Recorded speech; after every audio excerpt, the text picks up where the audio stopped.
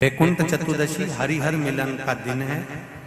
वैकुंठ चतुर्दशी के दिन भगवान विष्णु और भगवान शंकर इन दोनों का गुणगान होना चाहिए, दोनों का भजन होना चाहिए, दोनों का मंत्र जाप होना चाहिए, दोनों का स्मरण।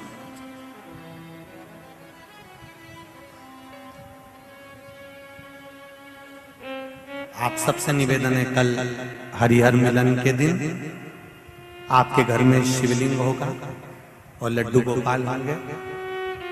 रात्रि चतुर्दशी का स्मरण करो, लड्डू गोपाल पर तुलसी दल और भगवान शिव पर बेलपत्री चढ़ाओ। चढ़ाकर थोड़ी देर रखने के बाद में जब रात्रि का समय हो, अगर ज्यादा रात तक नहीं जग सको 10-11 बजे तक तो 9 बजे भी कर दोगे चल जाएगा। पर है इसमें निशा का वर्णन, मतलब 11 बजे के बाद ही चढ़ाया जाता है और ब्रह्म मुहूर्त के पहले। वैसे तो रात्रि के समय चढ़ाया लगभग आधा घंटा पौन घंटा चढ़े रहने दो, उसके बाद में आपको बेलपत्री जो आपने चढ़ाई है, ठाकुर जी को तुलसी, भोलेनाथ जी को बेलपत्र, रात्रि को आधे घंटे के लिए हरिहर मिलन जब कराओ, एक घी का दिया लगा दीजिए, भगवान को विनती करो, श्रीमन नारायण का जाप करो, फिर श्री शिवाय नमस्तुभ्यम या ओम नमः शिवाय का जाप करो या महामृत्युंजय का जाप करो, पंचाक्षर षडाक्षर मंत्र का जाप कर कर तुलसी दल उठाकर भगवान शिव को जब चढ़ाओ, तब श्रीमन नारायण या ओम नमो भगवते वासुदेवाय राम नाम कृष्ण नाम का जाप कर कर शिव जी को समर्पित कर दो। शिव जी की बेलपत्र उठाकर श्री शिवाय नमस्तुभ्यम बोलकर या पंचाक्षर मंत्र ओम नमः शिवाय षडाक्षर मंत्र ओम नमः शिवाय बोलकर उस बेलपत्र को भगवान लड्डू गोपाल पर या शालिग्राम भगवान पर या भगवान विष्णु पर, जो भी आपके यहाँ है, अगर किसी के यहाँ पर मूर्ति नहीं है तो चित्रपट पर भगवान विष्णु का चित्र हो, फोटो हो, कृष्ण का फोटो हो, राम का फोटो हो, शिव का फोटो हो। जरूरी नहीं कि आपके यहाँ अगर मूर्ति नहीं है तो आप मूर्ति खरीदने बाजार चले जाओ। चित्र है, उस चित्र पर भी दिल से समर्पित कर कर उस बेलपत्री और शहद, बेलपत्री और तुलसी दल को रखिए। अगर साल भर वैसे ही रखना है किसी कार्य के लिए तो वैसे रखो, और अगर बच्चों के लिए तैयार कर रहे हो तो उसको शहद में डालकर रखकर बच्चों को अवश्य चढ़ा। विद्वत्ता का ये बुद्धि आनंद, ऐसी सुंदर हरिहर मिलन है। जो मंत्र आपको वैकुंठ चतुर्दशी के दिन स्मरण करना है, उस मंत्र को एक बार फिर हमारे साथ में बोले। ओम हीम ओम हरिणाक्षाय नमः शिवाय। ओम हीम ओम हरिणाक्षाय नमः शिवाय। इस मंत्र का स्मरण जीवन का सुख देगा। जिनको ज्यादा रोग हो, बीमारी हो, तकलीफ हो, कोई व्यक्ति वेंटिलेटर पर पड़ा हुआ है, ऑक्सीजन लग रही है, उसके लिए भी 1 लोटा पानी, उसमें दूध मिलाकर 5 बेलपत्र रखकर आप वैकुंठ चतुर्दशी के दिन उसके नाम का पानी आप हरि और हर को समर्पित कर सकते हैं। अगर मंदिर बंद मिले तो पीपल के पेड़ के नीचे आप चढ़ा सकते हैं, उससे 3 या 4 दिन में आराम लगना प्रारंभ हो जाएगा। पर मंत्र का स्मरण यही करें, ओम हीम ओम हरिणाक्षाय नमः शिवाय। इस मंत्र को जपें जो स्कंद पुराण का मूल मंत्र कहा गया है, उसका स्मरण करेंगे रोग बीमारी आदि को मिटाने। शाम को 6 बजे बाबा का हरिहर मिलन होता है। शाम के आसपास के गांव के लोग, आसपास के शहर के लोग आते हैं, हरिहर मिलन का दर्शन करते हैं, सुख पाते हैं, दीपदान करते हैं कुबेरेश्वर बाबा की धरा। और ये आज से नहीं, कई वर्षों से नियम से चला आ रहा है, कई वर्षों से पुराना चल। आप जितने भी ऑनलाइन कथा सुन रहे हो, आपसे निवेदन है वैकुंठ चतुर्दशी के दिन अपने शिवालय में, घर के आसपास में दीपदान जरूर करो, दीप अवश्य लगाओ। हरिहर मिलन का उत्सव बन सके तो रात्रि के समय पर जिनकी नेत्रों की ज्योति चली जाती है, आंखों से दिखता नहीं है, उसका उपाय भी वैकुंठ चतुर्दशी के दिन अवश्य करें हरिहर मिलन का। जो बच्चा पढ़ने में कमजोर होता है उसके लिए भी उपाय यूट्यूब पर डला हुआ है, हमारे गूगल पर डला हुआ है। केवल एक दिन वैकुंठ चतुर्दशी का ऐसा होता है जिस दिन शालिग्राम भगवान को रात्रि के समय पर, हरिहर मिलन के समय पर भगवान शिव जी को तुलसा चढ़ती है और भगवान शालिग्राम भगवान को बेलपत्र चढ़ती है, और वो तुलसा और बेलपत्र को शहद की शीशी में भर कर रखा जाता है।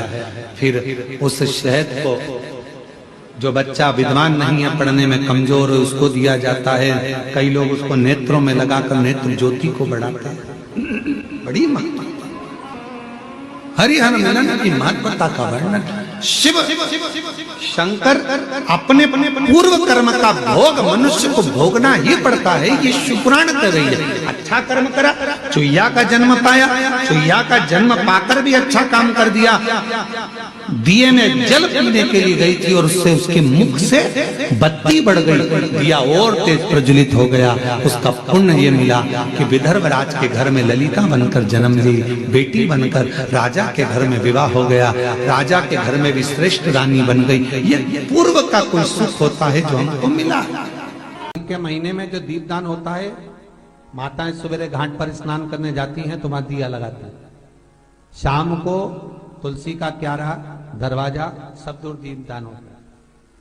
केवल कार्तिक के महीने में पूरे महीने जो दीपदान होता है वो शाम के समय पर, सुबह के समय पर, आप जब सुंदर कार्तिक स्नान कर रही हो तब, या शाम के समय पर दीपदान करती हो। पर पूरे कार्तिक के महीने में केवल एक दिन ऐसा होता है जिस समय शाम को दीपदान नहीं होता, बल्कि मध्य रात्रि में दीप का दान होता।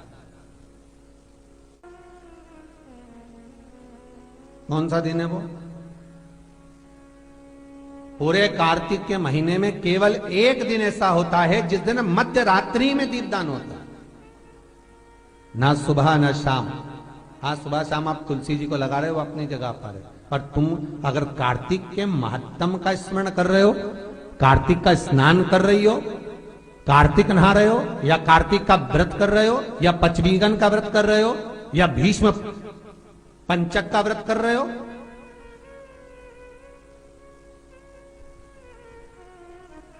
या कार्तिक स्मरण का व्रत कर रहे हो, कार्तिक का अनुष्ठान कर रहे हो, तो उसमें एक दिन ऐसा होता है जिस समय सुबह शाम दीपदान का फल नहीं है, रात्रि के मध्य में दीपदान का फल है, और वो है वैकुंठ चतुर्दशी का दिन।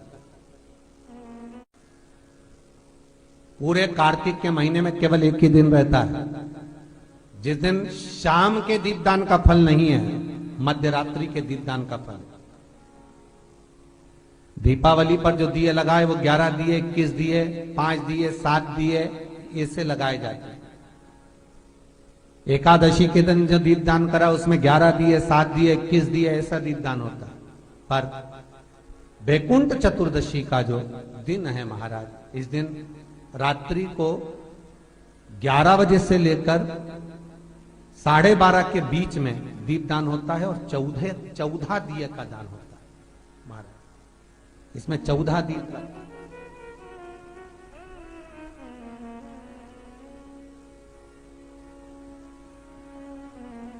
चौदह दीपों का दान है। निवेदन है आप सबसे कि प्रयास करना कि घर के बाहर आप एक दीप, जहां पर आपका जलाशय है, पानी का स्थान है, वहां रख दें, और एक दीप तुलसी के क्यारे के पास रखें, बाकी के दीप आप घर के बाहर लगा। 14 दीप लगा रहे हो, कामना रखकर लगा रहे हो कि मेरी ये कामना है, तो वो दीप का, बाती का मुख अपनी ओर रखना, पर कोई कामना नहीं। हम भगवान को केवल इसलिए रिझा रहे हैं कि मेरा भोलेनाथ मेरा भंडार भरे और मेरे घर में सुख समृद्धि दे, तो दीप की बाती का मुख भगवान की ओर होना चाहिए। दीप लगा रहे हो, 2 जगह पर करना। एक कार्तिक पूर्णिमा का दर्शन कभी करना तो देव दीपावली पर काशी में जाकर करना, और कभी मौका मिल जाए तो हरिहर मिलन भगवान विष्णु और भगवान शंकर का मिलन का दर्शन कहीं करना तो एक बार उज्जैन में जाकर करना। उज्जैन में बैकुंठ चतुर्दशी के दिन जब हरिहर मिलन होता है, भगवान भूत भावन महाकालेश्वर कैलाशी अविनाशी मेरा शंकर पालकी में बैठकर भगवान कृष्ण के मंदिर गोपाल मंदिर जाते हैं, भगवान नारायण के मंदिर जाते हैं, कृष्ण के मंदिर, और वहां जाकर मेरे शंकर पालकी में से सारे फूलों को हटा दिया जाता है। शंकर और भगवान नारायण को आमना सामना कराया जाता है। आमना सामना कराते समय भगवान नारायण के गले की पुष्पमाला गिरती है, शंकर भगवान की बेलपत्र गिरती है। नारायण की वो माला तुलसी शंकर को चढ़ाई जाती है, शंकर की गिरी हुई बेलपत्र नारायण को चढ़ाई जाती है, और पालकी 7 बार घूमकर वापिस महाकाल की उस मंदिर में पहुंच जाती है। कभी और दुनिया के इतनी आतिशबाजी की शायद भारत की भूमि पर कई इतने फटाके फूटते होंगे जो उस समय पर फूटते हैं जब हरि और हर मिलते हैं उज्जैन नगरी।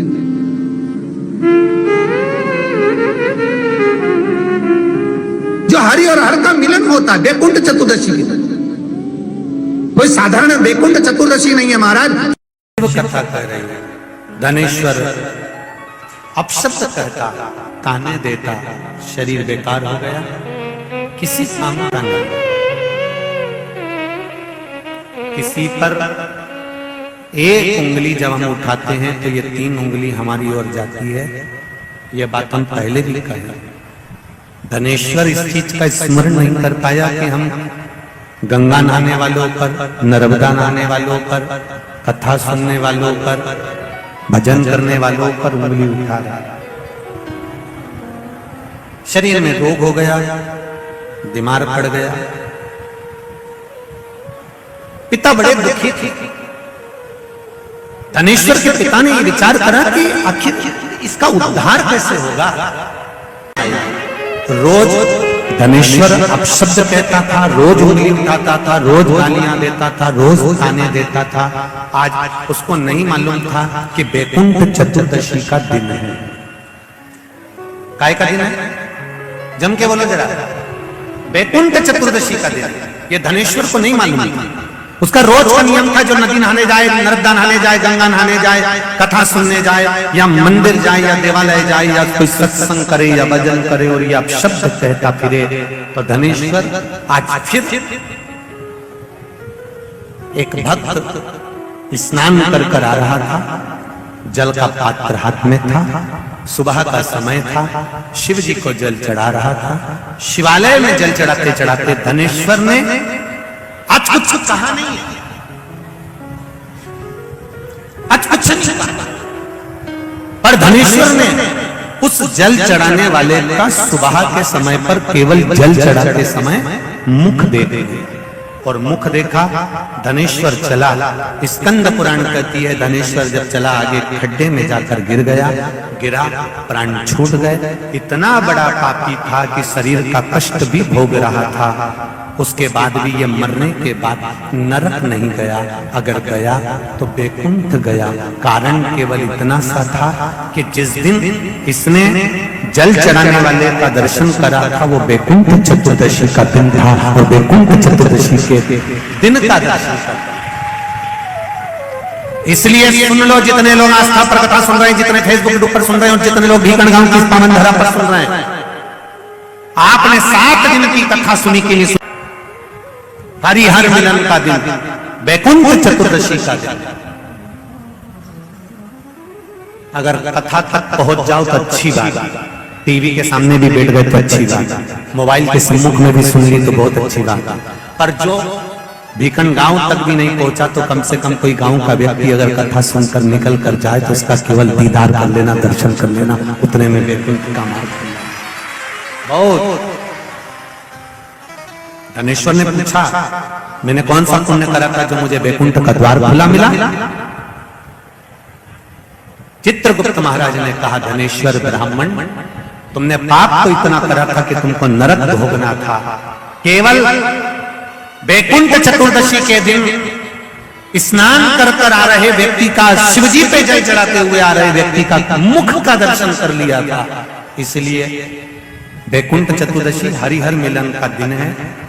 वैकुंठ चतुर्दशी के दिन भगवान विष्णु और भगवान शंकर इन दोनों का गुणगान गाना चाहिए, दोनों का भजन, दोनों का मंत्र जाप करना चाहिए, दोनों का। आप सबसे निवेदन है, कल हरिहर मिलन के दिन आपके घर में शिवलिंग होगा और लड्डू गोपाल होंगे। रात्रि के समय पर, शाम को नहीं, मध्य रात्रि, अगर नींद खुली रहे तो 11 बजे के बाद में, रात्रि को 11 के बाद अगर नींद खुली रहे। नींद नहीं खुली रहे तो फिर तुम रात को 8-9 बजे चढ़ा के भी सो जाओ तो कोई बात नहीं हो, भगवान तो बोलेगा। शंकर भगवान पर पहले बेलपत्री चढ़ाना, लड्डू गोपाल के सामने तुलसी का दल चढ़ाना, अपने मन की कामना कर कर हरिहर मिलन कराना। थोड़ी देर तक या तो सवेरे के समय ही चढ़ा दो, दिन भर चढ़े रहने, रात्रि के समय पर जब फ्री हो जाओ तब घी का दिया लगाकर बेलपत्री उठाना, वो उठाकर भगवान शालिग्राम जी पर या लड्डू गोपाल पर या मेरे कृष्ण पर या नारायण पर या भगवान विष्णु पर, जो भी तुम्हारी मूर्ति हो लड्डू गोपाल की आदि की, उन पे चढ़ा देना और भगवान की तुलसी उठाकर अपनी कामना कर कर मेरे देवाधिदेव महादेव की शिवलिंग पर चढ़ा देना।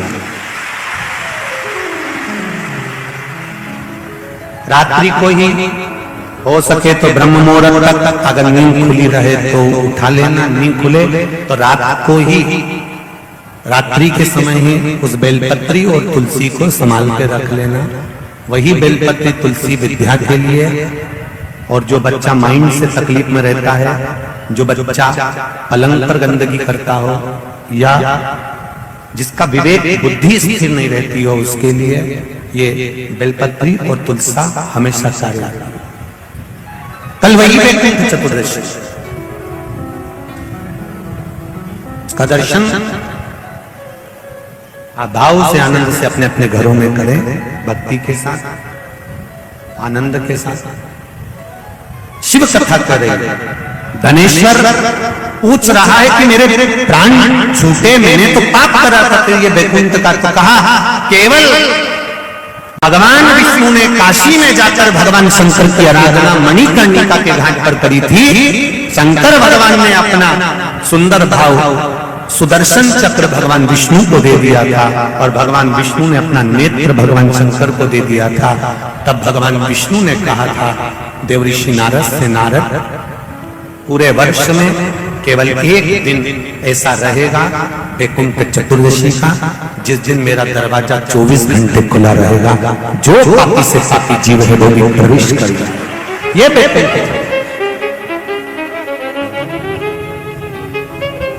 प्रयास करो, कल शिव जी के मंदिर में जाकर एक लोटा जल अवश्य चढ़ा, भगवान नारायण का स्मरण करें, राम नाम, कृष्ण नाम, शिव नाम, भगवान की भक्ति का भजन कीर्तन करें। धनेश्वर के प्राण छूटे परम पद पाया। वैकुंठ में भगवान का भजन नहीं होता। वैकुंठ में तो आपको एक अच्छा सुंदर सा रूम दे दिया जाता है और वहां जाकर अपना आराम करिए, विश्राम करिए, समय पर आपके लिए भोजन पहुंच जाता है। और जिस दिन आपका पुण्य समाप्त होता है उस दिन आपको धक्के मारकर वैकुंठ से वापस फेंक दिया जाता है। जब आपका पुण्य, और शिव महापुराण की कहती है, कथा कह रही है, भगवान से नहीं डरना मत डरो, गुरु से नहीं डरना मत डरो, धर्म और शास्त्रों से नहीं डरना मत डरो, वेद और पुराण से नहीं डरना मत डरो, माता पिता से नहीं डरना मत डरो, घर के बुजुर्गों से नहीं डरना मत डरो। और शिव महापुराण की कथा कहती है अपने कर्म से जरूर डरना, क्योंकि कर्म का भोग तो परमात्मा को भी भोगना पड़ता है। क्योंकि कर्म एक ऐसा प्रखर है जिसका भोग मनुष्य को भोगना है।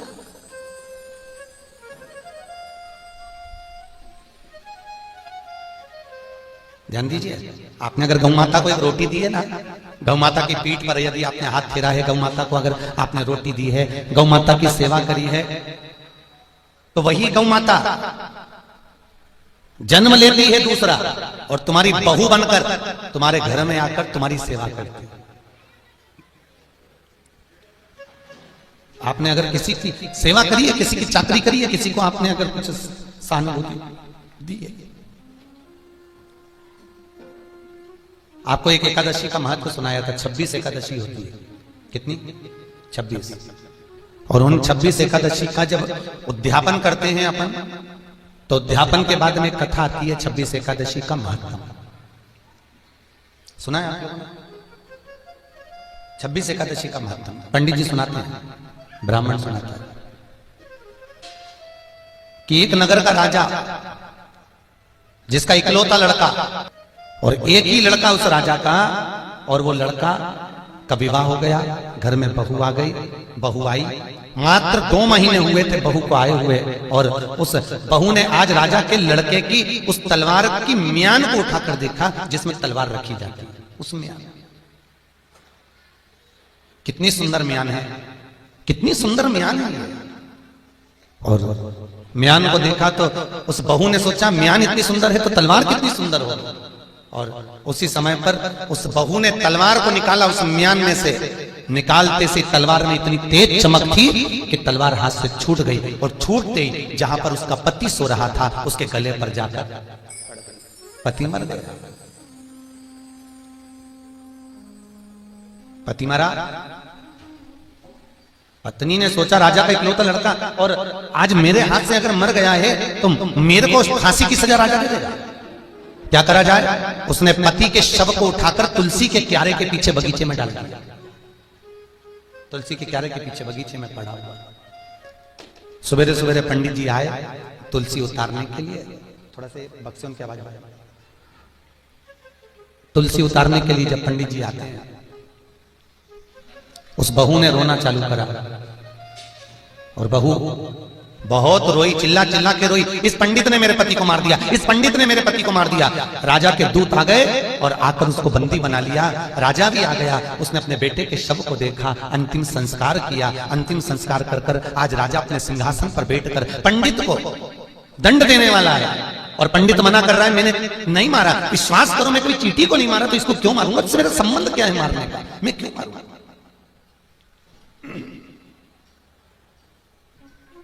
राजा को लगा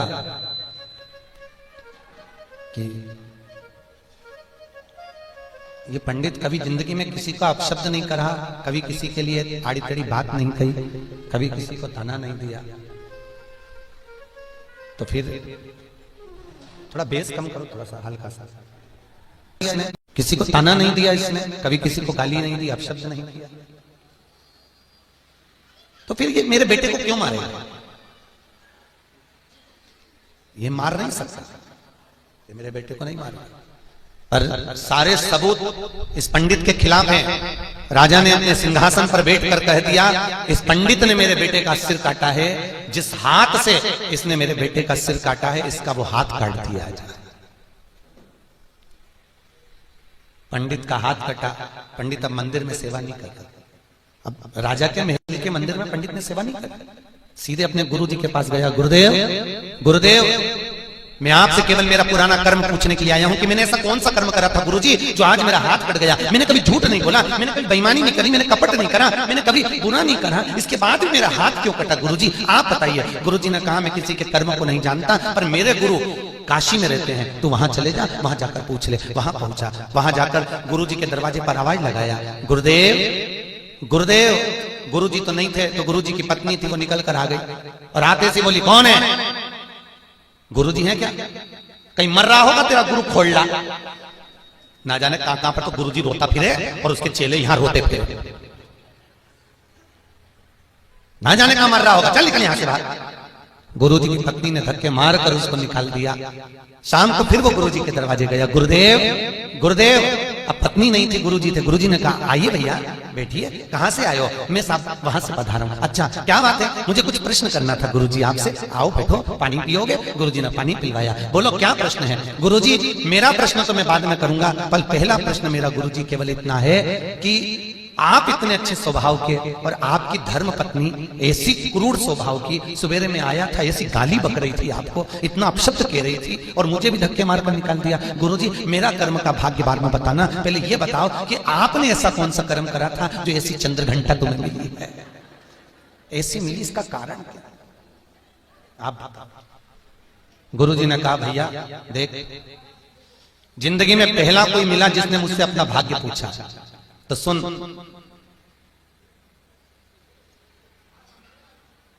मैं एक कौवा था, गुरुजी बोल रहे, और ये मेरी धर्म पत्नी गधी थी। इसकी पीठ पर वजन ढो ढो के घाव हो गया था, एक फोड़ा हो गया था। मैं कौवा इसकी पीठ पे बैठता, अपनी चोंच से इसके घाव को खरोदता, ये गधी उचक उचक कर भागती, मुझे बड़ा अच्छा लगता। कई महीनों तक चला। एक दिन ये गधी मुझसे पीछा छुड़ाकर हरिद्वार चली गई, मैं इसको ढूंढता ढूंढता हरिद्वार चले गया, ये फिर मिल गई, मैंने फिर इसके घाव को खरोदा, ये दौड़कर गंगा जी में कूद गई, मैं भी इसके साथ गंगा में कूद गया, हम दोनों मर गए, मैं मरकर इसका पति बन गया, ये मेरी पत्नी बन गई। पहले मैंने अपनी चोंच से इसको खरोदा था, अब ये अपनी चोंच से मुझे खरोद रही है। तो जिसको भी ऐसी मिली हो जीजियो,